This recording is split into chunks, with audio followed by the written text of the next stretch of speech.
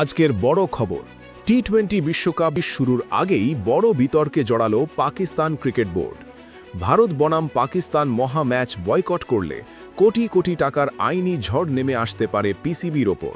সম্প্রতি Bangladesh cricket board Bharat সফরে দল পাঠাতে অস্বীকার করায় আইসিসি বাংলাদেশকে বিশ্বকাপ থেকে সরিয়ে দেয়।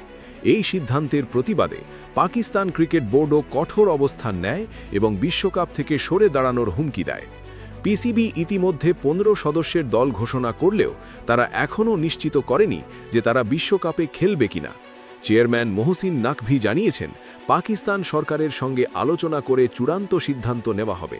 এদিকে আইসিসি স্পষ্ট হুঁশিয়ারি দিয়েছে, পাকিস্তান যদি বিশ্বকাপ বয়কট করে তাহলে কঠোর শাস্তির মুখে পড়তে হবে। দ্বিপাক্ষিক সিরিজ বন্ধ হয়ে যেতে পারে, আন্তর্জাতিক ক্রিকেটে বিচ্ছিন্ন হয়ে পড়তে পারে পাকিস্তান।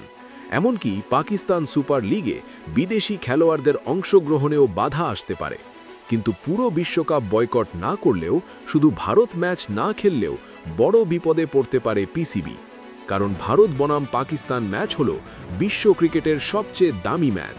এই এক ম্যাচকে ঘিরে টেলিভিশন সম্প্রচার, স্পন্সরশিপ, বিজ্ঞাপন এবং ব্র্যান্ড শো থেকে আয় হয় কয়েকশো কোটি টাকা।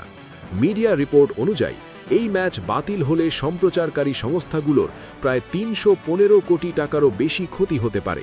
সেই ক্ষতির টাকা তুলতে তারা পিসিবির বিরুদ্ধে মামলা করতে পারে। অর্থাৎ শুধু একটা ম্যাচ না খেললেই পাকিস্তান ক্রিকেট বোর্ডকে গুনতে হতে পারে শত শত কোটি টাকার ক্ষতিপূরণ। এই পরিস্থিতিতে পিসিবির সামনে দুটো পথ, একদিকে রাজনৈতিক অবস্থান, অন্যদিকে বিশাল আর্থিক ঝুঁকি এবং আইসিসির নিষেধাজ্ঞা।